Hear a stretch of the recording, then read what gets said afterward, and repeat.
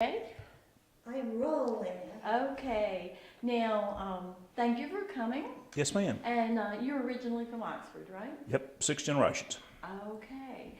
Well, we would like to know what's your connection with Cedar Oaks? Well, currently, I'm the mayor, and I'm a history buff from way back. Stand second only to Jackie Mayfield in that profession, and I've just followed it all my life. I've just know some history now. I was either 9 or 10 when it was moved, and it was a really big deal to everybody in town. And I remember Miss Mary Alice Tate. I think I've told you about her. Lived down on South Lamar, and she was she was kind of the quarterback of the whole thing. And I did not get to see it moved. I remember being disappointed because I didn't get it to see it coming up North Lamar. But they cut it in half and moved it in 2 pieces. But I remember all the limbs and everything that had been knocked down, and you got to think about that day and time, the overhead power lines. It was quite a feat. And when they got it out here, this was out in the country. There were no houses here whatsoever. There was just a little kind of a gravel trail up to this. And I can remember my grandfather saying, "Oh, there never will be anything around there." I'm not saying he was anti-moving it, but he was 70 in 1960, and he just kind of, he was just kind of old crusty Southerner, and I remember him bashing it pretty good. Oh, okay. Did you have any relatives, women relatives who were involved with the clubs, Cosmopolitan or Centennial? No, I don't think so. No, my mother was a teacher, and my grandfather was actually a night marshal. Oxford had 2 policemen, a day marshal and night marshal. And so I don't think I had anybody that was directly involved in moving the house. Now, my dad leased all this property from Mr. Avent, and we had cows right over there. So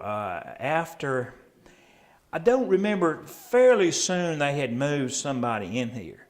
But I remember maybe a year or so later walking around, and it was still, they were still working on it. This has been very much done in stages, as y'all probably both know. And do you remember when they held the first event, a public event or private event here, or was that several years later? That would have been several years later, because yeah. People lived, because Mary Alice Tate lived here, is that right? No, I don't ever remember her living here. She lived down on South Lamar. Okay. Now, she could have moved in here, but it predates my memory if she did that. Yep. Let's see. I think we've covered my questions. The house became city property in 2010. That's about right. And the caretaker apartment was taken out. Do you know why? Yeah, I was very much in on that. The ladies, the club. Help me out. Was it it wasn't the Cosmopolitan? It was Cosmopolitan and Centennial. They went together. But they worked together. Prior to that, what club was it? Those were the 2 clubs that moved the house.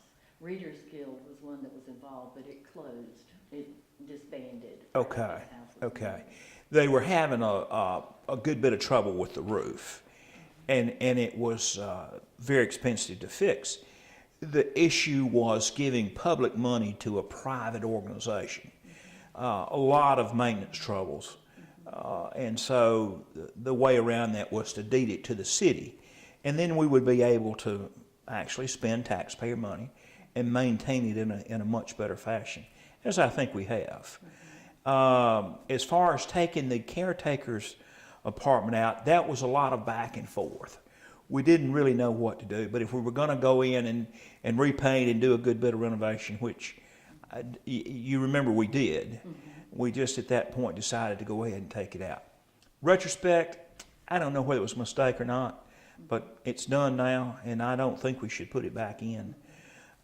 It seems like to me, you and I were in on the discussions to put this under the umbrella of the historic homes. And, it's just, I think that has worked pretty well. I really do. And now, you're the one who created this commission, the Oxford Historic Sites Commission, that now manages it. Yes, ma'am. What was Could you tell us a little bit about how that came about? Well, we have three pieces of property that were really Cedar Oaks, the L.Q.C. Lamar House, and the Belfry. And now this has pretty much been done with private funding. There hasn't been much federal funding or Department of Interior funding here, but there's been a lot of money at L.Q.C. Lamar and Belfry. And I don't want to say it's easy to do that. It's not. It's a very laborious process. But the real trick is the long-term management of these properties. And we were seeking some vehicle that we could, it would be quasi-public, so we could use public money on it, and take some of the pressure off the ladies' clubs who were really struggling to manage it. This is a, as you well know, this is an undertaking to manage. So we're able to form the historic homes, and we're going to wind up, I think, putting the Belfry under there also. And we'll have a group that we can fund with taxpayer money to pay for maintenance and still keep historical usage of the house and keep historical character, but we'll be able to manage it more efficiently. All right. I don't have any more questions. Do you have any comments about Cedar Oaks you'd like to? Well, I just think it's a part of Oxford. I think it's now historic homes nationwide are struggling. Mm-hmm. You know that, but I think Oxford has a vested interest. I think this is as much a piece of Oxford history as the City Hall or the courthouse or anything else. And I think we have a vested interest in maintaining these properties and keeping them up the best we can.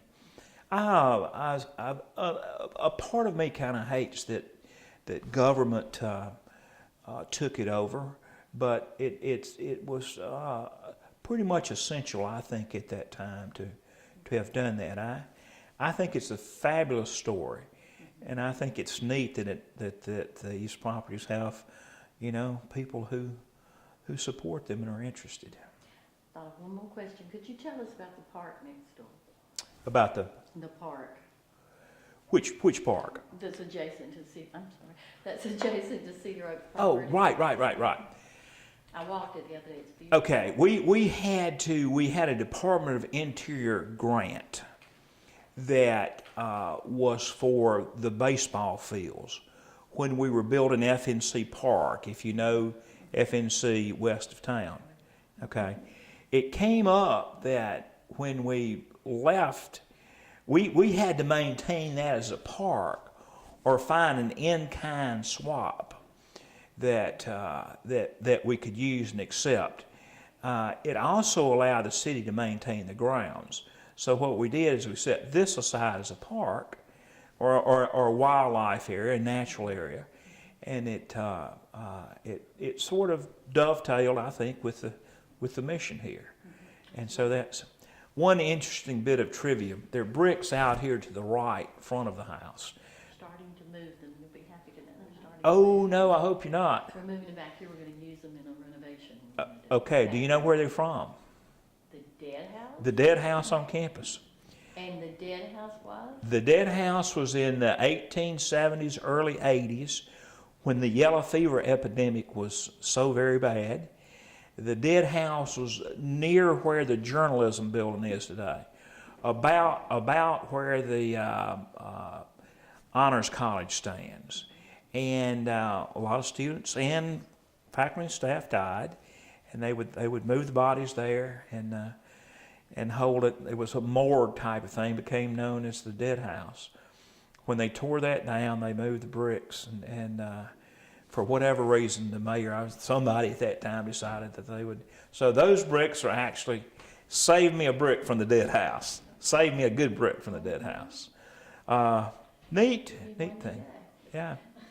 Good. We're hoping to do something with the backyard to make it better looking, more usable, and we want to incorporate the bricks. And we're working with the master gardeners on the project. Yeah. To enhance that area. Now, are we doing docent tours here? On Fridays from 11 to 4. Are we getting some? We are. It's starting to build up. We started in October, the first Friday in October. It's every Friday, except we have a private event one Friday in February, so we're not going to be able to be open. But we started through October with nobody came. Mm-hmm. But John Scott at the Eagle is really helping us get the word out. We got some information on Facebook. And so now it seems that every Friday we have 3 or 4 people. One day we had 10. We were excited. Yeah. So the word's getting out. People are coming. We have our guest book out here. We've had people from a wide range of areas. Uh-huh. And we have had, this past Friday, we had a group, lady here in town had 3 friends coming in from, I think, Tennessee and other places in Oxford, in Mississippi, and they had lunch, and then they spent the afternoon at Cedar Oaks touring. So that's what it's just going to be gradual to build up. You know, I just think this is, like I told you first, I think this house is part of Oxford history.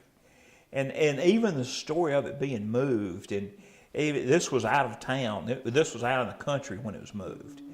But even those stories, even the fact that the Cosmopolitan and the Centennial Club merging and the Cedar Oaks Guild, maturing and we're able to save the house and get a roof on it. Huh? It's a wonderful place, and you can see it's lively today. Heck yeah. We have brides who just come here to change their dresses. Miss May, I have a couple of questions. There have been events held through the years here, even before the city had it. Can you remember going to some of those, and what were they like? Oh yeah, absolutely. I've been to a number of receptions out here. We have had a little bit of an issue with a fire, with capacity issues now that make it a little bit less attractive for that type of thing. But before those regulations were as stringent, I've been to several receptions out here. We're not going to tell you how many people we ran through here at our open house this year. No, we're not going to. Well, and I don't think it's the in and out. It's just it's the people at one time. Yeah. We So, didn't have our but we had to tell the fire department, just to kind of go inspect somewhere else. What makes this a good place for all kinds of events? What is it about the house? Well, look around you. Just look. Heck, it's well maintained now. It has a. I get in trouble saying this. It has a group of ladies. Has a group of people who are interested in maintaining it, who have its interest at heart. We could have wound up and thrown money at it, and grass would have been knee deep, and we'd had to come out and force the park commissioner or somebody to cut it. So if it didn't have some champions, then it wouldn't be what it is. Now, I might be a little worried. I'm ahead of y'all, but I hope I see some interest in a younger generation. I'm not as sure that I do, but you've saved. I don't know that you saved, but you've made a part of Oxford history much better and much more interesting to everyone. So. And one other thing, this the ladies that actually moved the house are getting older, and but what would you say about that effort that they made? Well, I kind of think it's like the effort the last couple of years. Miss Tate was she was a sweet, kind. My grandmother